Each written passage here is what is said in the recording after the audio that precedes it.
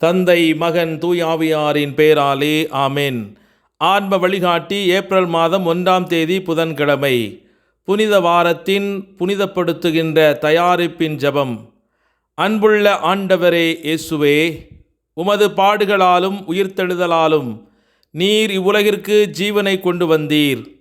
ஆனால் உயிர்த்தெழுதலின் மகிமை பாடுகளினால் உண்டான பாடுகளுக்கு பிறகே வந்தது. நீர் மனமுவந்து உமது ஜீவனை கொடுத்து எங்களுக்காக எல்லாவற்றையும் துறந்தீர். உமது சரீரம் நொறுக்கப்பட்டு சிலுவையில் அறையப்பட்டது. உமது ஆடை வீரர்களின் பரிசாக மாறியது.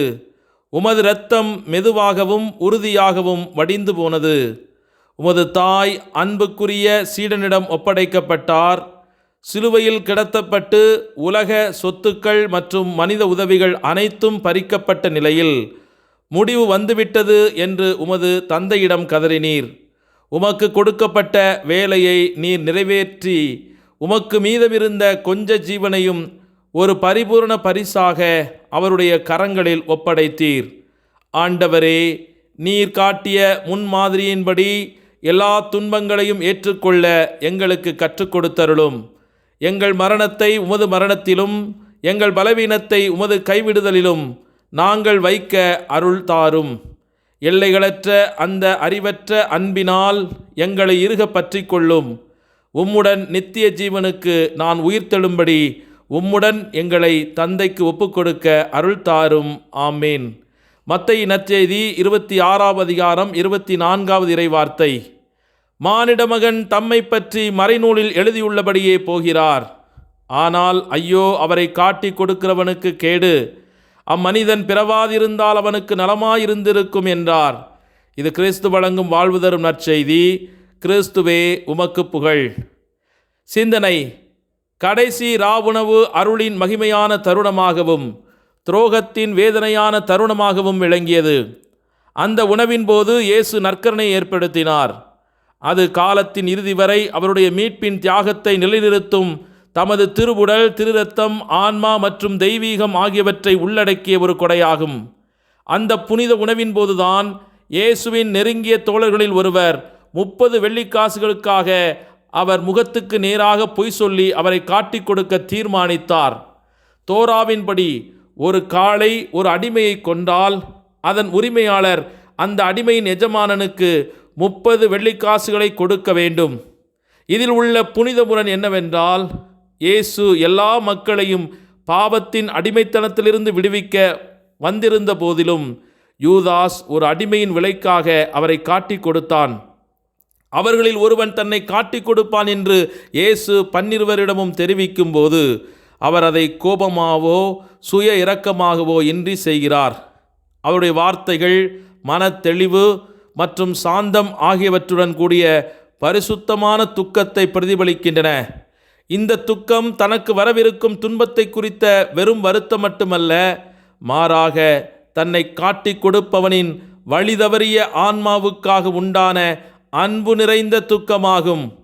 மிகுந்த மன உளைச்சலுக்கு ஆளான சீடர்கள் ஒருவர் பின் ஒருவராக, ஆண்டவரே, நிச்சயமாக அது நானாக இருக்க முடியாது அல்லவா என்று பதிலளிக்கிறார்கள். யூதாஸ் இயேசுவை வெறுக்கவில்லை. அவருடைய மரணத்தை தேடிய பரிசேயர்களைப் போலல்லாமல் யூதாஸ் தன் துரோகத்திற்காக வருந்தி அந்த 30 வெள்ளிக்காசுகளை திருப்பிக் கொடுக்க முயன்று துயரமான விதமாக போய் தூக்கிலிட்டு கொண்டான். இயேசுவின் மனிதத்தன்மையை தாண்டி அவருடைய தெய்வீகத்தன்மை உணர்ந்து கொள்ள அவனால் முடியவில்லை என்பதே அவனுடைய மிகப்பெரிய தோல்வியாக இருந்தது.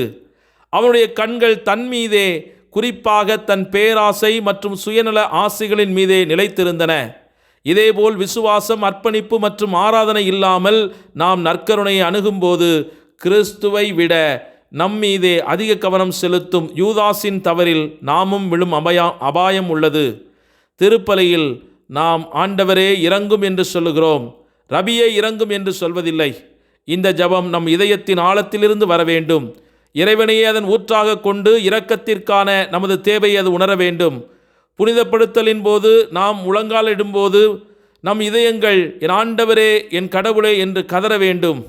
ஆனாலும் திருப்பலிக்கு பிறகான நமது திட்டங்களை பற்றி சிந்தித்து நாம் எத்தனை முறை திசை திருப்பப்படுகிறோம், விசுவாசத்துடனும் பயபக்தியுடனும் இயேசுவை அணுகுவதை நாம் புறக்கணிக்கும் போது அவர் உண்மையில் எப்படிப்பட்டவர், நம் ஆண்டவரும் நம் கடவுளுமாக இருக்கிற வாய்ப்பை அவர் இழந்து போகிறார். திருப்பலியில் நீங்கள் எவ்வாறு பங்கேற்கிறீர்கள் என்பதை இன்று சிந்தித்து பாருங்கள். இறுதி உணவில் உங்களை காணுங்கள்.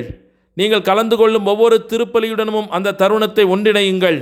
அப்பம் மற்றும் திராட்சை ரசத்தின் தோற்றத்தையும் கடந்து உங்கள் ஆண்டவரை சந்திக்கும் பொருட்டு அன்பு, பக்தி மற்றும் மரியாதையுடன் இயேசுவை பெற்றுக்கொள்ள அன்போடு இன்று ஜெபியுங்கள். ஜெபிப்போமாக. என் ஆண்டவரே, என் தேவனே, நான் உம்மை நம்புகிறேன், உம்மை ஆராதிக்கிறேன், உம்மது இரக்கத்தில் நம்பிக்கை வைக்கிறேன். என் முழு இதயத்தோடும் உம்மை நேசிக்கிறேன். குறிப்பாக நான் திருப்பலியில் கலந்து கொள்ளும் ஒவ்வொரு முறையும் உமது பிரசன்னத்தின் மீது ஆழமான விசுவாசத்தை எனக்குள் நிரப்பும். உம்முடைய தேவையை நான் உணர்ந்து உமது இரக்கத்திற்கும் அன்பிற்கும் என்னை முழுமையாக அர்ப்பணிக்க அருள் புரியுங்கள். இயேசுவே, நான் உம்மை நம்புகிறேன். உமது இரக்கத்தினால் மற்றொரு மாதத்தை புதிதாக பரிசாக பெற்றிருக்கிறோம். நன்றி இயேசுவே. அப்பா, போர்கள், பதட்டம், இழப்புக்கள், வாழ்வின் எதிரான நிகழ்வுகளின் மத்தியிலும் நாங்கள் இந்த புதிய மாதத்திற்குள் நுழைய புதிய நம்பிக்கையோடு தொடங்குவதற்கு இந்த நாளை முன்குறித்து வைத்ததற்காக நன்றி கூறுகிறோம். ஆண்டவரே, எங்கள் உடலும் மனமும் இன்று நலமாக இருப்பதற்கு காரணமாய் அமைந்திருக்கிற உமது தூய பிரசன்னத்திற்காக நாங்கள் நன்றி கூறுகிறோம். எத்துணை அன்பு!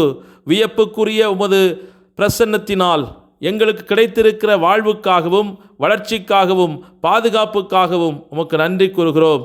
நீரே எங்கள் அரணாக, நீரே எங்கள் கோட்டையாக, நீரே எங்கள் வலிமையாக இந்த மாதம் முழுவதும் எங்களுக்கு துணை நிற்பீராக.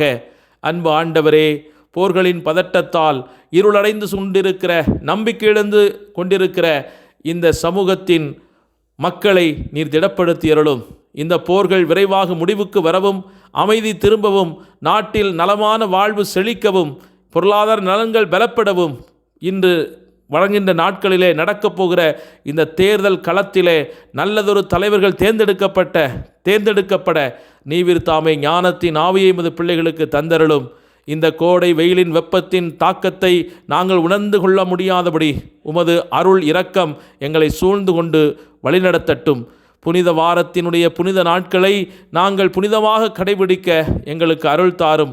எம் பிள்ளைகளுடைய எதிர்கால வாழ்வையும் அவர்களுடைய நலமான நாட்களையும் நாங்கள் காணும்படியாக எங்கள் ஆயுள் நலமோடு இருப்பதற்கு உம்மிடத்தில் மன்றாடுகிறோம். நோய் நொடி இல்லாத வாழ்வும் செழுமையான வளர்ச்சியும் எங்கள் வாழ்வில் நீர் ஏற்படுத்தவிருக்கிற திட்டங்கள் அனைத்தும் நிறைவேறும்படியாக உமது உடனிருப்பு எங்களை வழிநடத்த வேண்டுமென்று எங்கள் ஆண்டவராகிய கிறிஸ்து வழியாக மன்றாடுகிறோம். ஆமேன்.